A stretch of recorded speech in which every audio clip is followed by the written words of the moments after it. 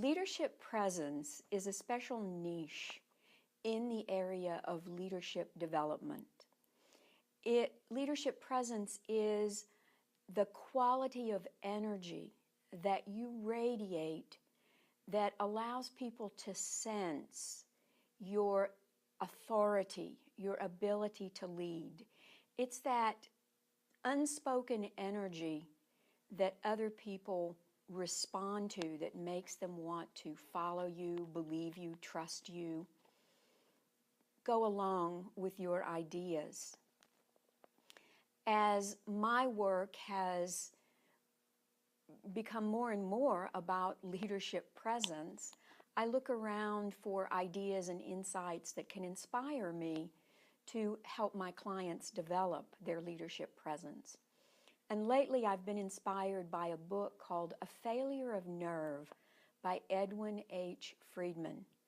Friedman was a researcher and an author in the area of organizational leadership, but his work crossed a lot of disciplines.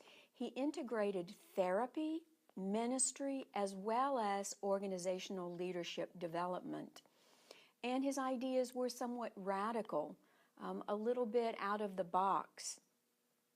They have intrigued me quite a bit, and there are two particular concepts in A Failure of Nerve that interest me right now. One is that if you're being really effective as a leader, you have to differentiate yourself from other people in your group or your organization.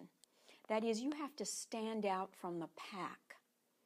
You have to perceive what changes need to be made and where the organization needs to go. But then you've got to give voice to that from your sense of inner authority that is different from everybody else. If you're doing what everybody else is doing, you're not leading. So differentiating yourself is a little bit scary. You have to have a real sense of gut and strength in your inner core in order to differentiate yourself. And the work that I do with grounding can really make a difference in terms of differentiating yourself. Because when you are grounded, you become present, and you have a kind of presence that feels very stable and strong and confident inside your core. You're going to need that when you differentiate yourself from the pack, because, as Friedman says, the minute that you start to make changes, people are going to react. They're not going to like it. And you've got to be able to stand firm while all the changes are being made.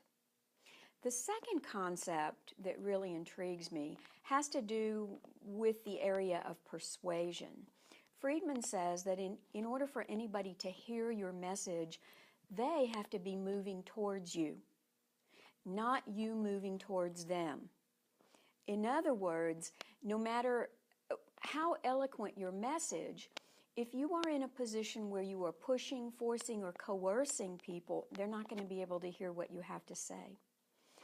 That means you again have to be very stable and solid and contained inside your own self so that you are presenting your ideas in a way that invites them to pay attention, invites them to consider it. Because the minute you start pushing at them, they're going to backpedal.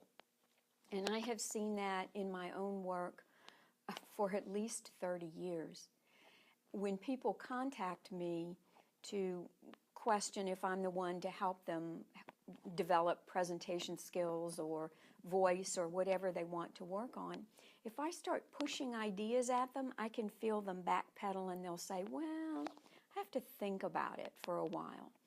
But if I stay very detached and kind of in this open space where they are intrigued to pay attention, and I keep them moving towards me, then more often than not, they'll say, you know, I think you're the right one to work with me, and they'll sign up.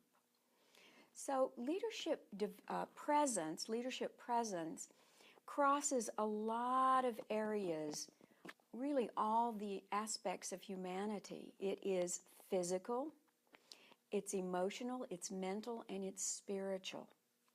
If you are in a position where you need to enhance your leadership presence, maybe you are an emerging leader, or maybe you're already a senior leader, or having to sit at the table at the C level with the very top executives, and you need to develop this internal authority of leadership presence, then I invite you to give me a call or shoot me an email, and we can have a discussion around the area of leadership presence and what you might need to be doing to develop that. Thanks so much for watching. I'm Sandra Zimmer.